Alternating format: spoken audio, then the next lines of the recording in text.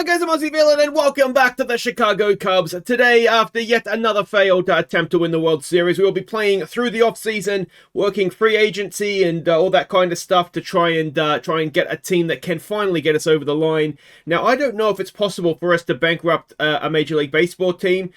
We can certainly try though, and well, our money for extensions is already 1.6 in the red. We have so much coming in arbitration for this year that is going to be it's going to be over 50 million, I think. So we're going to have to do some wheeling dealing. We're going to have to see what we can do. I think the ticket prices might need to go down because we lost a bit of gate shit. Oh wait, no, gate revenue was down a little bit on last year, so we might go back down to say $29 a ticket.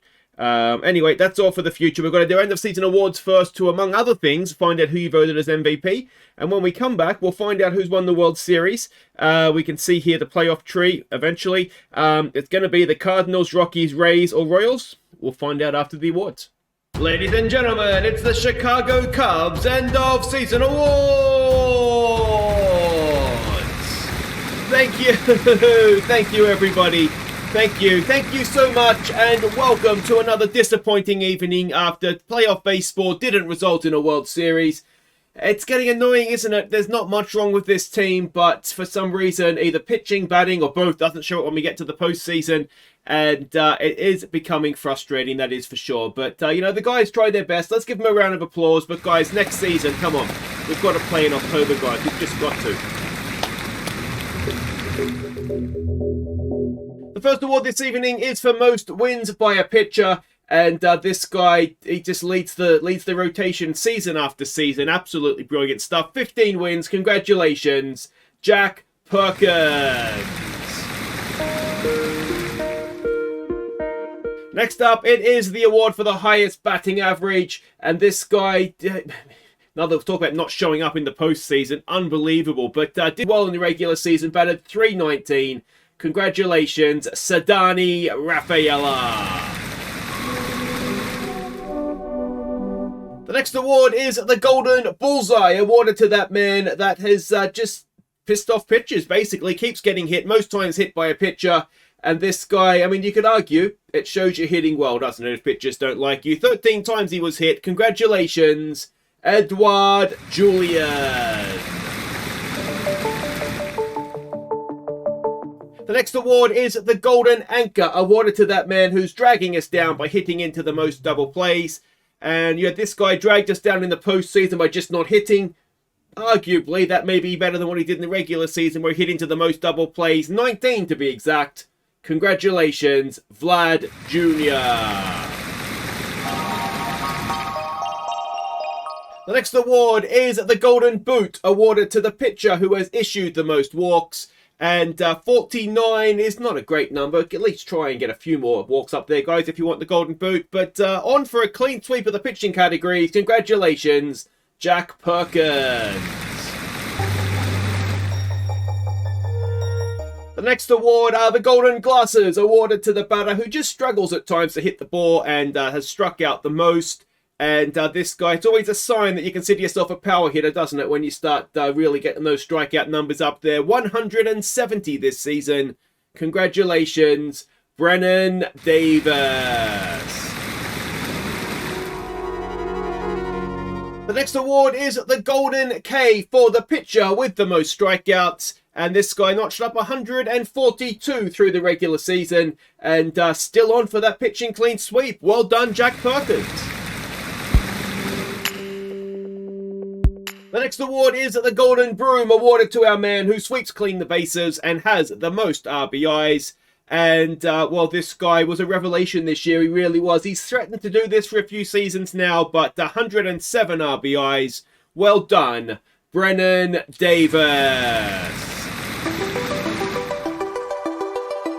The next award is for the pitcher with the lowest ERA. And, well, this guy came in midway through the year and was absolutely brilliant. It did the job in the postseason for us as well, which not everybody can say in this room. ERA of 284. Congratulations, Housley Murals. Next up is the award for the most home runs, and it has been the Vlad or McQuaid show, not this season. 33 home runs, and yeah, making up for those strikeouts. Congratulations, Brennan Davis. The next award is the horse's ass for this season's worst player. It's an absolute no-brainer. He's on big money, absolutely useless. Sandy Alcantara, you have to be the horse's ass. You've won it next year, you're that bad this season. And now it is time to acknowledge this season's best pitchers. As ever, there is a formula we use to determine this, and that, along with all of tonight's winners, is down in the description of the video. In third place with a score of 20.78, it is bullpen pitcher Chansley Joswiak. In second place with a score of 21.4, it is NLDS sensation Seth Lonsway.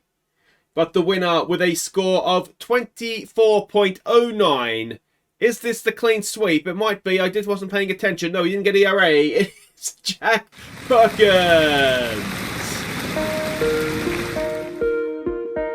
And now it is time to acknowledge the hitters. Again, there is a formula which is down in the description that we use to determine this award. In third place with a score of 41.18. Even in a bad season, he can do it. It's Vlad Jr. In second place, and finally showing up as a Cub with a score of 48.77, it's Alex Bregman. But the winner with a score of 56.67, it is, of course, William McQuaid. And now it's time for the big one. It is the Golden All-Star for this season's MVP. I want to thank everybody who took the time to nominate a candidate and those who voted as well. And it was almost unanimous, 75% of the vote. Congratulations, William McQuaid.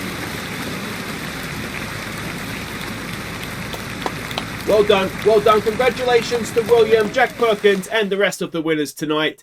It's been a season of what-ifs again. We're very good at getting to the postseason. We just need to find a way to win when we get there. We are in serious danger. I don't know if you can bankrupt a Major League Baseball team, but we're going to go close with some of the arbitration hearings this off-season, I think. But whatever team we put out next season, it'll be strong. And I look forward to seeing you all back at Wrigley to make sure we're getting back to those playoffs. Thank you, everybody. Enjoy the rest of your evening. Thank you and good night. Thank you. So there we go, end of season awards are done, and of course the Cardinals went on to win the World Series. It had that feel about the series, didn't it? It was two very good teams going head to head, and 4-2 over the Rockies, and they swept the Royals in the World Series. So I think we can justifiably say we're the second best team. I genuinely believe that this season, and we just lost to a team that was a smidgen better than us. And yeah, that is that. But let's go and have a look. There's no point crying about it now. A few things have happened. We've got a new budget. We'll have a closer look at that in just a second. Review the goals. Ultimately, none of the goals for this season matter. We haven't been sacked that I'm aware of. What we want to look at here is next year's. So we want to reach the playoffs, sign Ballesteros. I'm assuming that means do an extension, bring in a manager with a better reputation, build a top 6 minor league and all the other stuff there. We can see reach the World Series in the next 2 seasons. So that's putting a bit of pressure on, isn't it? I've had my contract extended, so indeed I haven't been sacked, so that's good. Now, our manager has left. Didn't mean for this to happen. Didn't realize his contract was up. So, yeah, you'll see that the job is occupied, though, because we do have a new manager, and I'll show you him in just a second. Other people that have left that I didn't mean to were some other Actually, I'm not too concerned about him leaving. But, yeah, so we've replaced, or we're in the process of replacing everybody, which is fine. The top prospects list is there. We do not have anybody. It doesn't look like in the top 10 anyway. Which brings us to arbitration hearings. Now, before we get to this, our new manager... While we're in the front office, we can see their money for extensions. This is for 2030. Yeah, I mean we're essentially screwed here a little bit. 2030, we've got both Vlad and McQuaid are up, so that's going to be an issue. Let's send this back. What did I say? Well, let's just say let's do 29 bucks for a ticket before I forget to do that. So new manager, this is him here. He's been coming through our system. Doesn't look particularly great. Had a losing record down in some rookie ball, but crucially relationships are good, and I'm increasingly thinking that's the main thing for our manager. They just need to have good relationships and not be a complete moron, and I don't think this guy is. just a conventional manager. So, you know, he'll do what he does, which is fine. As long as we win the games we're supposed to win, I'm okay with that, because we should be able to win quite a few games. So arbitration. Now, Clark is just going to have to leave. He's got good movement and control, but we've got to get rid of salary where we can. DJ Hertz, I want to keep. Perkins at 14 million. I want to keep him, but yeah, I mean, that's a lot of money, isn't it? Edouard, we're going to have to look to trade, I think. We can't afford that for a bullpen pitcher, and especially one that's 30. Espino, we probably want to keep for the lower money there. Killen, we want to keep. Montano, we want to keep. Roberts, I'd say for 2.6, we want to keep. Santos, he did okay in the end, didn't he? So we probably want to keep him. We'll maybe see if we were to trade him what we'd get. Julien, we probably want to keep. Ceddanne, we probably want to keep. Kevin Maid, I think it's a defensive sub backup player. We probably want to keep for 4.8. We might get some decent trades for him, though. He is a very good defensive player. McQuaid, I mean, we want to keep him, but 30.5 million is a little bit of cash, isn't it?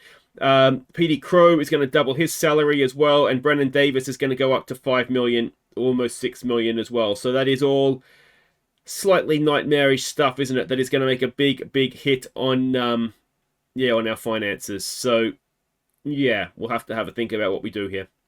Alright, we've done our first trade. We have traded Jake Edda. Not that I thought he did a particularly bad job or that he doesn't have a role to play. He's just a bit too expensive. So he's gone off to the Twins, and the player we've got in place of him is this guy, Jordan Balazovic. Now, we did have him at our All-Canadian Jays. He's obviously Canadian.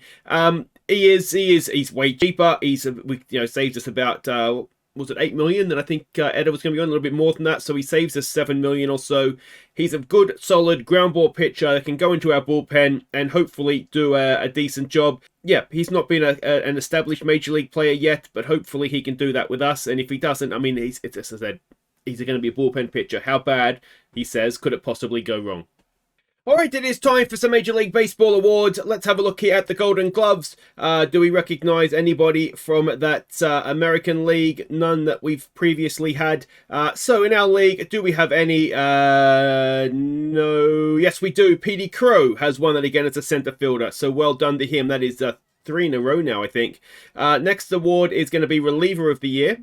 So in the American League, it went to Devin Williams, and we can see the other contenders there. And in our league, it went to Louis Freyes of the Pirates. We faced him, of course, in that wildcard series, but none of our boys getting a mention there, which is a bit of a shame. So next up, it is Platinum Sticks. We usually get a few of these. So there we go. In the American League, there's a couple of names that we're going to recognize there. Most notably Spencer Torkelson from our time at the Tigers, last version of the game. But in our league, it is another award for William McQuaid in left field, but that was it. Not even a first baseman there with Vlad, so that goes to show roughly the sort of year he had, didn't it? Alright, Rookie of the Year. Namala was a rookie, he might be a chance. So in the American League, it was Chicago White Sox Samuel Zavala that has won Rookie of the Year. And in our league, it is Zach Britton of the Brewers, and we did have both Namala and Murals getting a mention there, which is nice for them. All right, next up, it is Manager of the Year. So the American League, it went to the Cleveland Manager, which is maybe a bit of a surprise given that they didn't make the World Series, and unsurprisingly, St. Louis Manager, or St. Louis Manager, I should say, has won it for our league. It is Cy Young up next. I don't know if anybody's going to get there for us.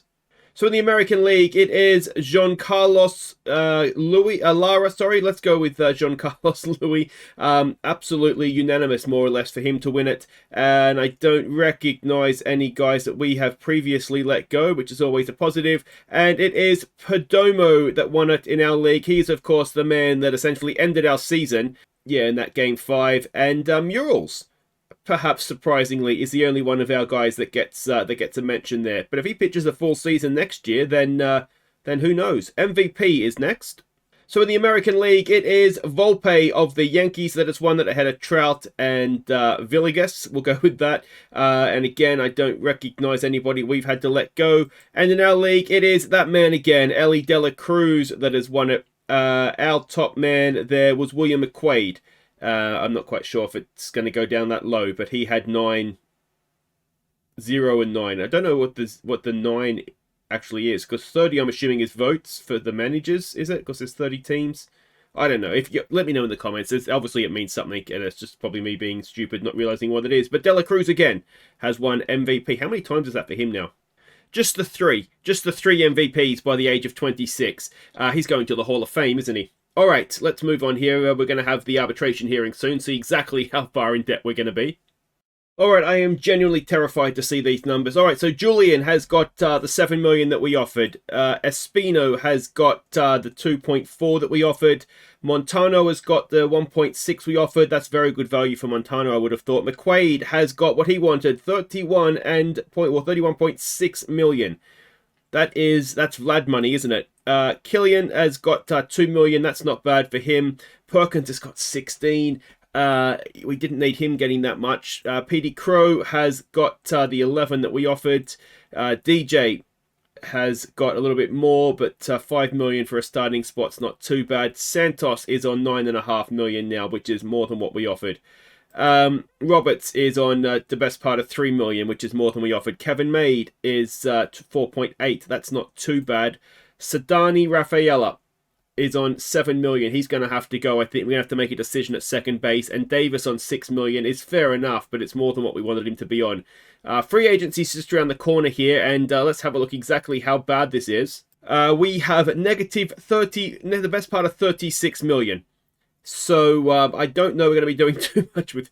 Oh, how are we going to fix this? Alright, so international amateur free agents, so it's international free agents. There's one or two that could be decent here. We obviously don't have any money. We'll try offering minor league deals if we can get one or two of them across in a minor league deal, but that was just a few at the top there. Actual free agents, my boy Blue is available. We can see the other sort of headline free agents there. Riley Green as well, he'd be a nice one to have, but let's have a look in full here. Carlos Vargas, of course, was up for free agency as well. We won't be getting him back at 15. Yeah, it's actually not a bad year of free agents, which makes it all the more frustrating to have absolutely nothing. Now, this guy... Hang on, what's going on with this guy here? I mean, we'll take you if you just want a minor league deal. That's absolutely fine. Well, yeah, come on, Duran. Join us. I imagine he's going to be quite highly sought after with absolutely no wages wanted. Another one here. Perhaps less so, but, you know, if you want to come play minor league baseball for us, again, Edouard, we're happy to have you. But yeah, we'll see what we can do here.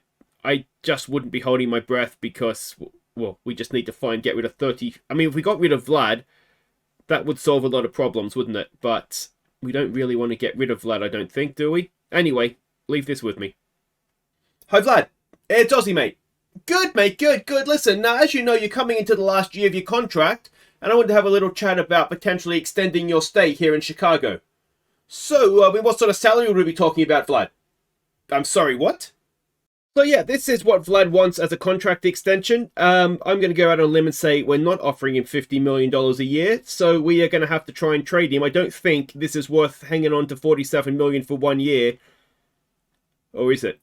But anyway, he won't be staying. We're not paying anybody $50 million that could get injured and be out for a season, so he's not going to do that anywhere anyway, is he?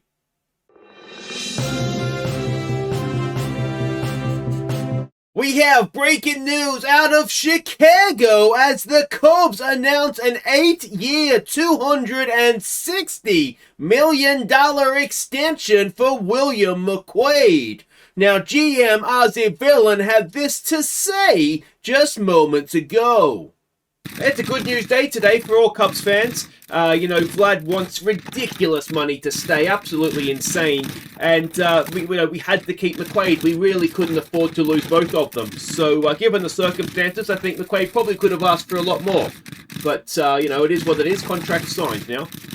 So there we go. William McQuaid will be staying a Cub. Vlad is basically guaranteed to leave now, which was the case anyway at 50 million a year. But yeah, he will be staying. Let's have a quick look at the extension, and it's a pretty good deal for us. It's $1 million more than what he got from arbitration this year. So he'll be on that till he's 36. In all honesty, the series will have been finished long before he gets to the end of this.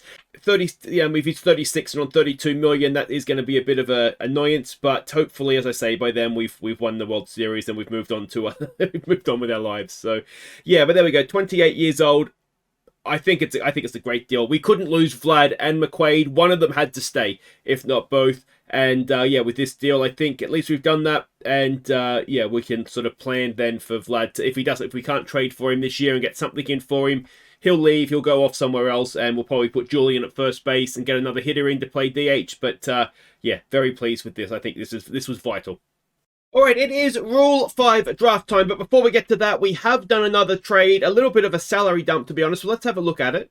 So we had to give up 3 players to do this. The first one was Ceddanne, Evans even. He's someone that is not quite a pitcher and not quite a hitter, I don't think, at Major League level. So we got rid of him. He was going to be eligible for to leave under Rule 5 draft, and I thought someone would take him, which is kind of what instigated this whole thing. The other player we've given up, or the other major player, is Gregory Santos, the closer from the end of last season. He was on 9.6 million. He's a free agent into this year anyway, and he is good. There's no doubt about that, but he was costing us a lot of money, and we gave up another sort of no-hoper that won't ever admit. It was 1.5-star, 26-year-old. But the player that we got in, McKinley Moore. Now, he reminds me a lot of Carlos Vargas, to be honest. So we're basically swapping him for Santos and the 9 million salary. I think he's going to do very well for us, to be honest. I'm surprised that they gave him up, although they did get themselves another closer of similar standard, but costing a lot more money and the free agent into this year. This guy's 30 and only coming up to be arbitration eligible. So, you know, he's never going to cost us that much. I think, well, I'm hoping anyway, it's a shrewd bit of business. We'll find out if he actually is as good as we hope he is, but I'm certainly hopeful. But anyway, let's go and have a look at this Rule 5 draft. There is someone we want to get.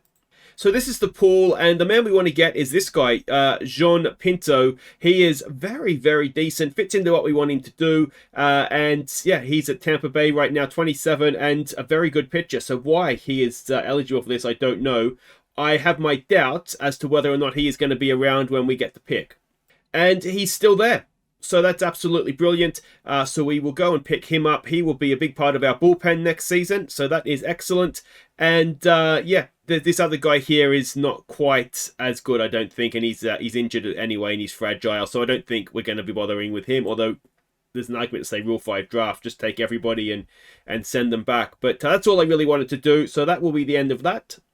So, Jean Pinto is ours until we decide he's not, and we didn't lose anybody either, so that's all very, very good news. Alright, a couple of minor things to catch you up on. A couple of the free agent pitchers did sign with us, so Carlos Duran will start the season, it looks like, at Iowa. Shintaro Hayashi will start the season in Tennessee. If he can get his stuff going, there's a lot to like about him, though he is immature in his behavior, so we might get on, the two of us anyway. The other one that joined was Luis Uribe. Again, another one that could be a useful pitcher for us down the line. He's going to be in high A, it looks like, to start the season. And we've done a trade as well.